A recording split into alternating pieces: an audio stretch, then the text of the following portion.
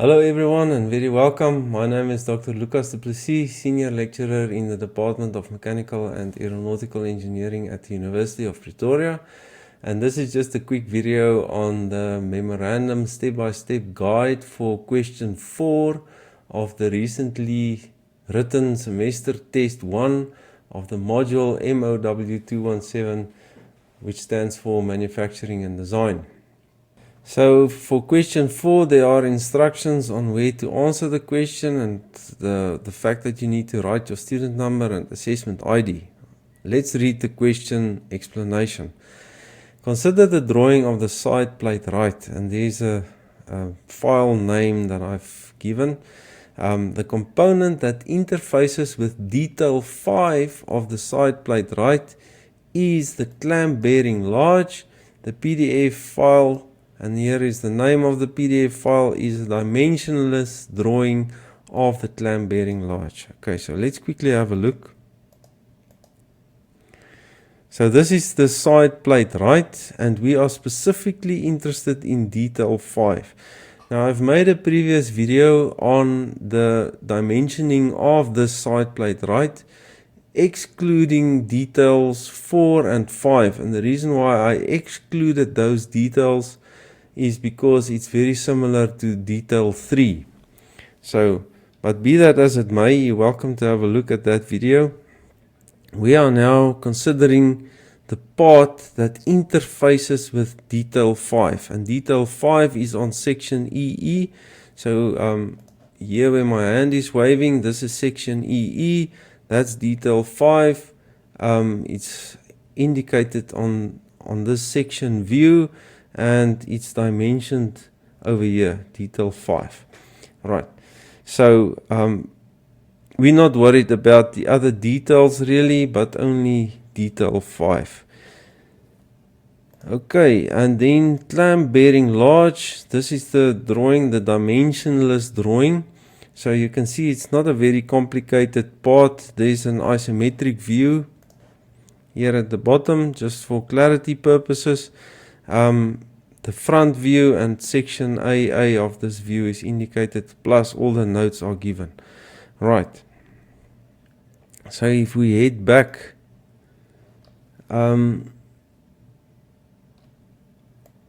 let's maybe zoom into detail 5 a little bit. So there are 6 tapped holes, or let me jump to datum H. That's a 21.05 H7 tolerance with a positional tolerance relative to datums B, C, and A. And then I've indicated the center axis of this recess as datum H. What else do we have? We've got this cylindricity. We've got a nice surface finish. We've got a radius.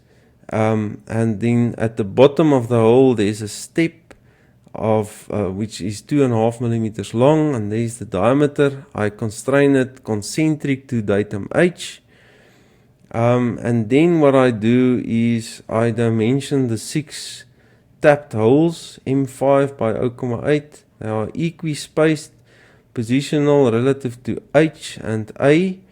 Okay, I'm not going to zoom out. Datum A, I think, is one of these surfaces. It's also perpendicular to datum A. We can, as a matter of fact, yeah, there we go. So datum A is this bottom surface over here. So that explains that dimension. Let's quickly have a look here. I've got datum B, C, and A. So how does that make sense? Let's just have a look here. So datum B is over here. Yes, so on section view BB you can see that I've got this 45 theoretically exact dimension and the 77 dimension, and this cavity is in line with that dowel hole. The fact that there's a dashed dot line running all the way through, that shows that that cavity is indeed in line. So we've got the height there relative to datum B, and we also have relative to datum C, we've got these theoretically exact dimensions that indicate the location of that cavity. Alright, so that makes sense, hopefully. So B, C and A, positional. Yeah, I can maybe just mention also that this R0,3 max, that's as a result of the bearing that fits in here. We haven't discussed that in any of the videos or classes, so don't worry too much about that. When we discuss rolling element bearings, we will refer back to this maximum radius that we specify here. Okay, I think the rest is fairly straightforward. Let's jump back to our question. The dimension, or this is now the instruction, you have to dimension the views of the clamp bearing large shown on OCR forms, and here is a typo. It should be 31 as indicated here, not 30, as if you have the dimensionless drawing of the clamp bearing large in front of you. Okay, so just to explain that, so this is OCR form 31 with the front view of the clamp bearing large, as well as the section view, also on OCR form 31, the section view. And what I'm saying is we now have to dimension these two views on these two OCR forms as if we have this drawing in front of us. This drawing, this dimensionless drawing. So that's the reason why that's important is you can't have the same dimension twice on a drawing. That is confusing and it is not good practice. So that's why I'm specifically mentioning that. Okay, let's quickly read through the rest of the question paper. Take the following into consideration when you dimension the clamp bearing large. The depth that the clamp bearing large penetrates detail 5 of the side plate right can have a relative large tolerance. To understand that penetration depth and which part of this clamp bearing large is now penetrating, let's open the part. I've already imported the step file into FreeCAD. I've opened the manipulator workbench and I'm now going to take a few measurements. Okay, so if I measure the diameter, that's radius 10,5. Do a quick calculation, so we can enter the 10.5 and we can say that that equals the radius multiplied by 2, so that's a 21 diameter. So going back to our detail 5, here we've got a 21,05 H7 tolerance, quite a tight tolerance. So it follows, and obviously if you take a few other measurements, you can quickly see that it is this spigot that interfaces with the clamp, with the side plate right.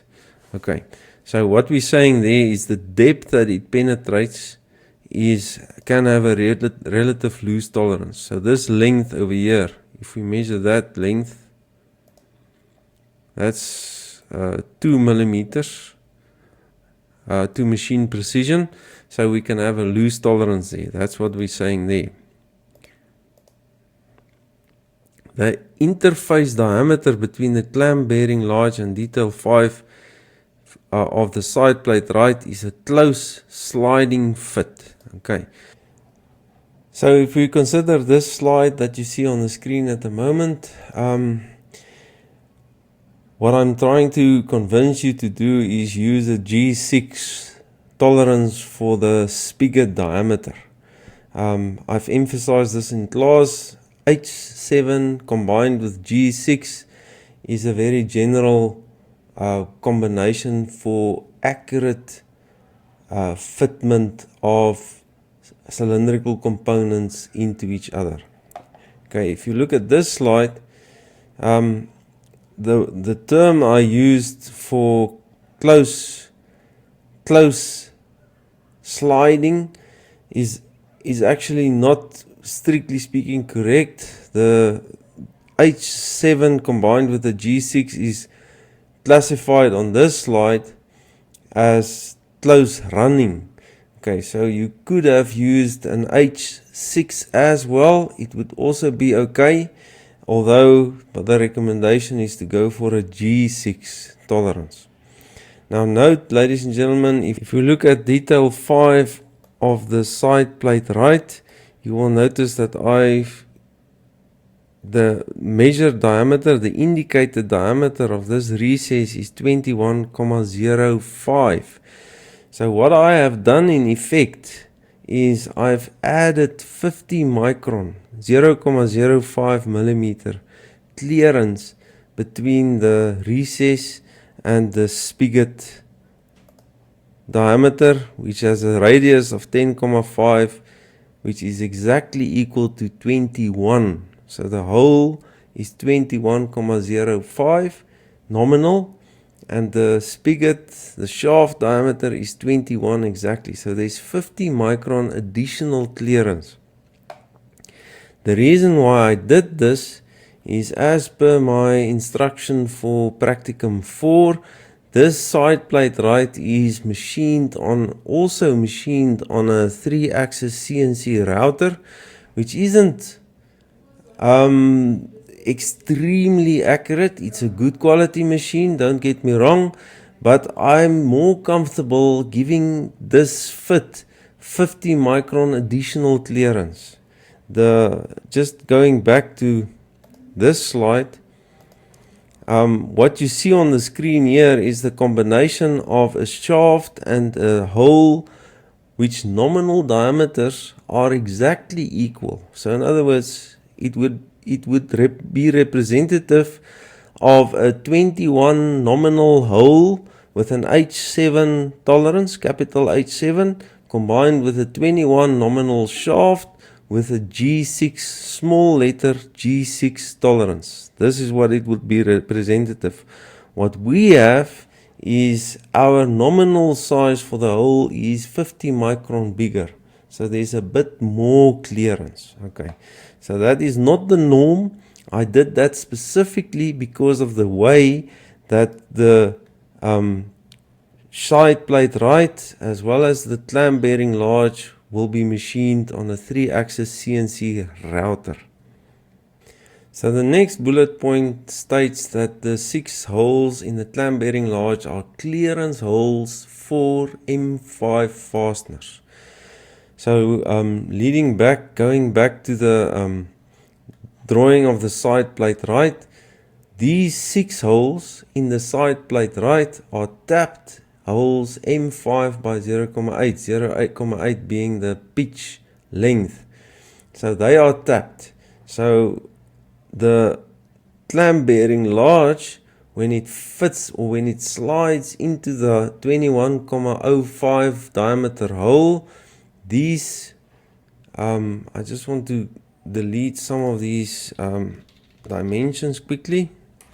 Okay, so when the spigot slides into the 21,05 diameter hole, these 6 holes, clearance holes, will line up with the 6 tapped holes, and we will put a M5 fastener, be it a cap screw or a cheese head screw or whatever screw we select. It can even be a hexagon head screw. We will insert that through the clearance hole and tighten it inside this tapped hole. Okay, it is definitely not, what I'm stating here does definitely not mean that we have to tap these holes. We have to thread or tap these holes. No, that is not what I mean. These are clearance holes for the fastener. So if we look at this table showing the counterbore and clearance drill sizes for an M5, M5 is over there. If we go across the row, we can see that the clearance hole needs to be between 5,8 and 5,4. So if we take a measurement of this clearance hole diameter or radius, if we click on that, it's 2,8. So a 2,8 radius equates to a 5,6 diameter, which is exactly in the middle, between 5,4 and 5,8. Now ready to start dimensioning the views on the OCR form. I'm showing you the memorandum, so please don't get tangled in all the detail that I'm showing here. I will highlight each tolerance and dimension separately as we go along. The first thing that I want to do is dimension this diameter. So in other words, it's the diameter of the hole that runs all the way through the clamp bearing large. The reason why I want to dimension that hole is because I want to define the center axis of the hole, in other words this axis over here, as my datum A. That's the first thing I want to do. Alright, so we can, and I've shown this a number of times, but let me show that again quickly. In FreeCAD, in the manipulator workbench, we simply select this get a radius or arc, so it's 9,3. We go to our spreadsheet, we type in 9.3 is the radius, so it's 18.6. Okay, and there's absolutely no reason to specify the tolerance of that 18.6 overly tight. So what I did here is I specified the plus minus comma 1 tolerance. Okay, so that's taking care of this. Okay, we can yes, and as I said before, we can now define the center axis of this hole as our datum A. Okay, now the next step would be to define a datum B, if you like, a surface. We need to define one of the surfaces on this part as datum B. Now you can immediately see what I've done here is I've specified my datum B as being this surface over here. You could also have selected this surface. Okay, that would also be allowed, but what you can't do is specify, this is not recommended to specify this surface as my datum B. The reason why I show them in this order of it's actually shown in order of preference. Okay, so this surface is the largest surface on the part, continuous surface.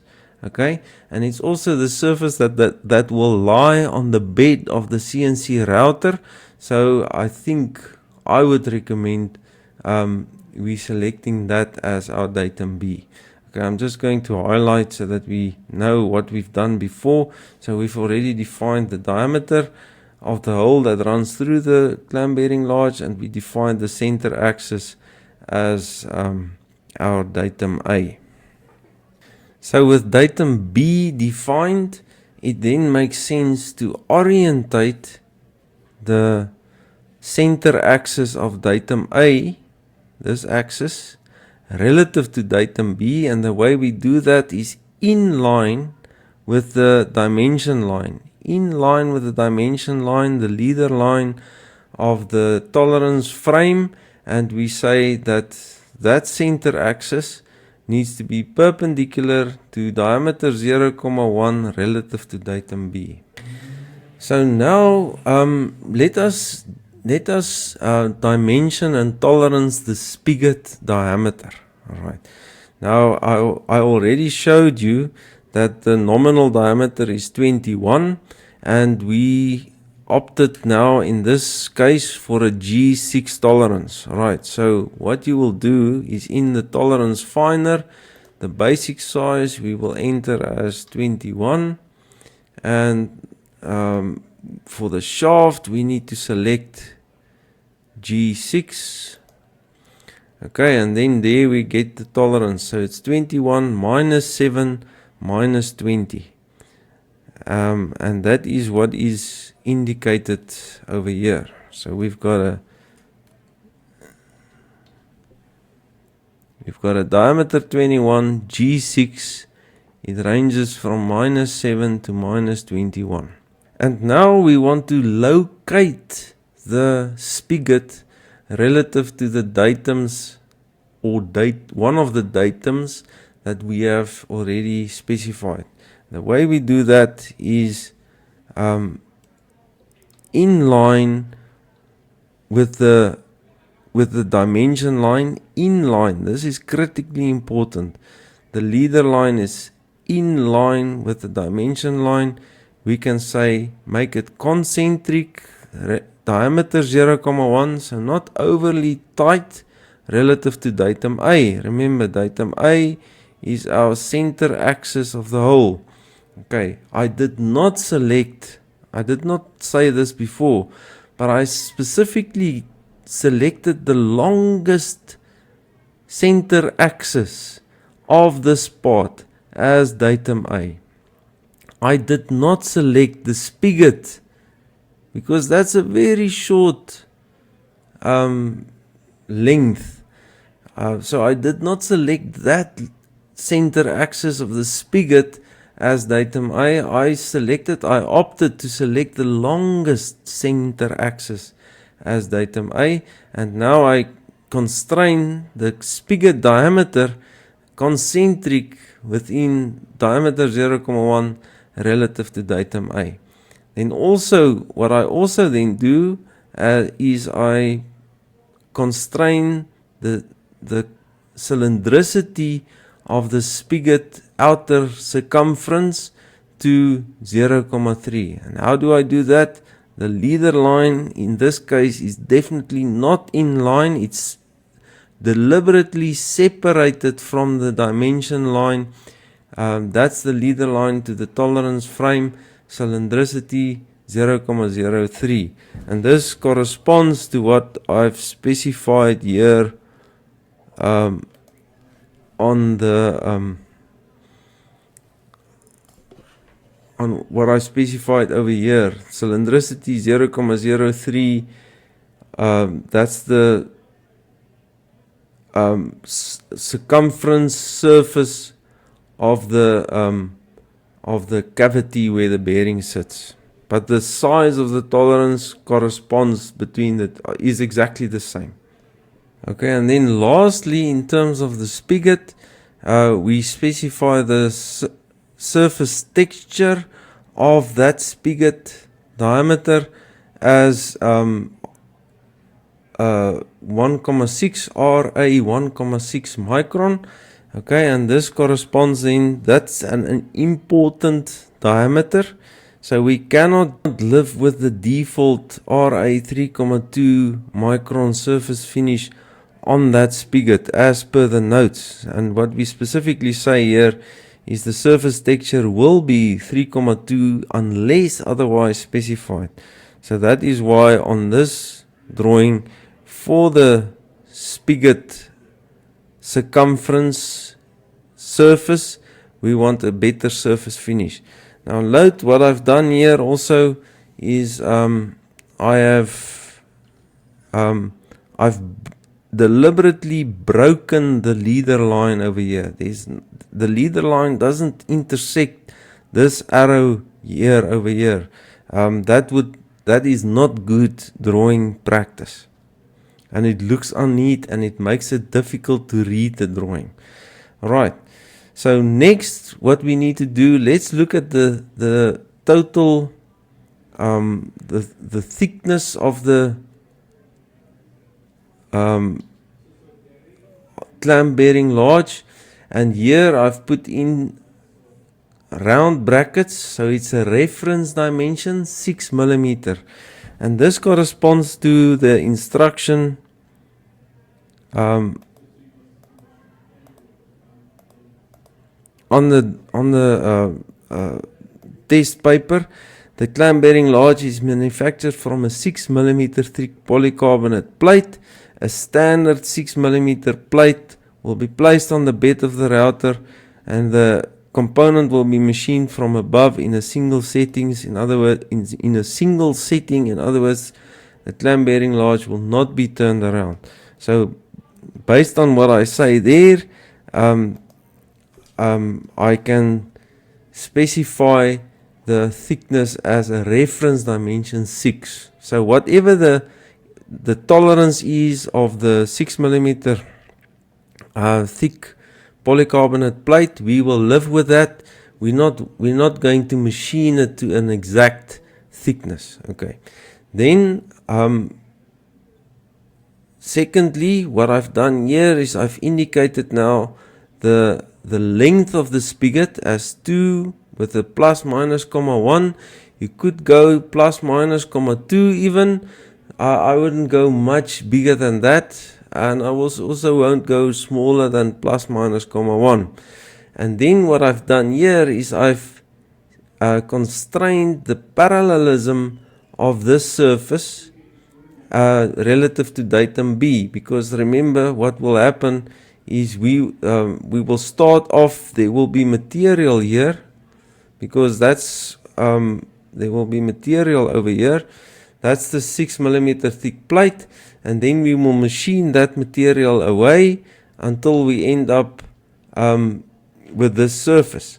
So it's definitely not unreasonable to specify the parallelism of this surface relative to datum B. Okay, and obviously that surface is at the bottom here as well. So then also lastly on this section view AA, what we will do is specify the diameter and the location of the 6 holes, clearance holes for the M5 fastener. Okay, and we've already shown that the diameter of the nominal diameter of those 6 clearance holes, the radius is 2,8, the diameter is 5,6, and I've also shown on this table that the that clearance hole shouldn't be smaller than 5,4 and shouldn't be larger than 5,8. So a 5,6 plus minus comma 2 is spot on. Alright, so with that said, this will then make sense. We say 6 times diameter 5,6 plus minus comma 2. Now what we say is we want it equispaced. Okay, and because on this drawing it's already very cluttered almost, so we did not indicate this dimension over here.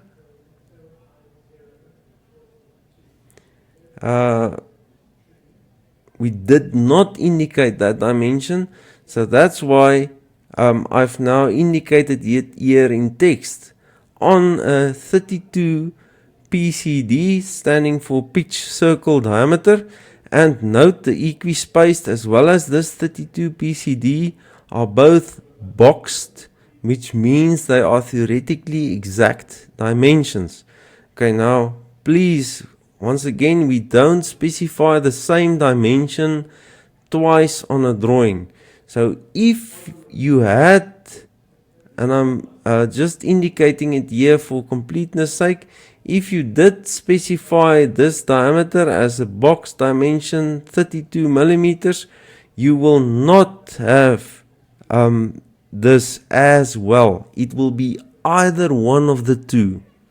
To show you for completeness sake, if we need to measure the pitch circle diameter, we come to our manipulator workbench, we select this snap to end point, middle point or center, we click on that radius, we click on that diameter, and it's 32 millimeters. With the equispaced and 32 PCD indicated as theoretically exact dimensions, what we can do next is to say we will constrain the center axis of each of those 6 holes to be positional relative or within a tolerance zone of diameter 0,2, relative to datum B as my primary and datum A as my secondary datum. Note, the sequence is not that important. I'm not going to be too strict on that. But note, ladies and gentlemen, you definitely don't need a tertiary datum in this case, because if we look at the step file,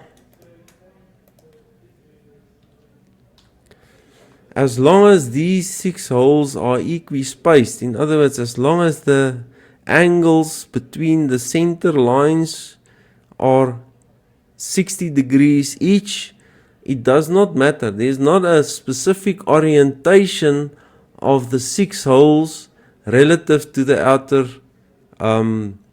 relative to any feature on this clamp bearing large. The only thing we worry about is that if we drew a line from the center of that hole to the center of the middle hole, and we connect the line from the center of this hole to the center of the middle hole, that angle must be 60 degrees, and that must be true for all 6 holes.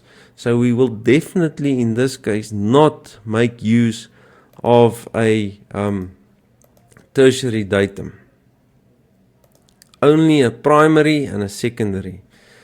Okay, and that then concludes all the dimensions that I would recommend we put on the section view AA.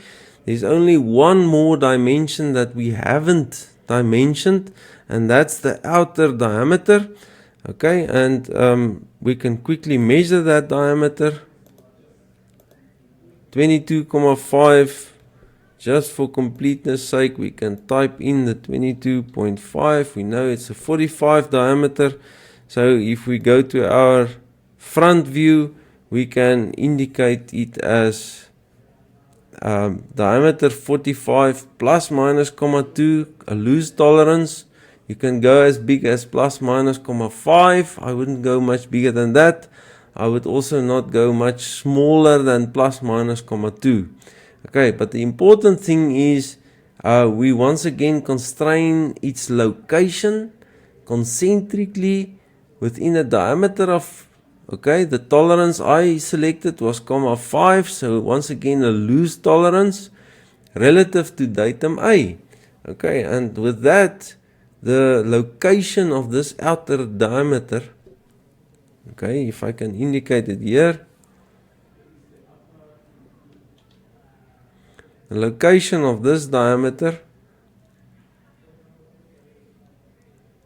sorry, let me rephrase, the location of the center axis of the outer diameter is constrained relative to our datum A. Alright. So with that, all the features of this clamp bearing large have been dimensioned and toleranced. And you can see when you look at the final product, it can look intimidating, but if you just go about it systematically and dimension each feature completely and neatly, you will end up with a drawing that communicates the manufacturing and design intent that you want for a specific part. So thank you very much for watching, and I look forward to meeting you again in the next video.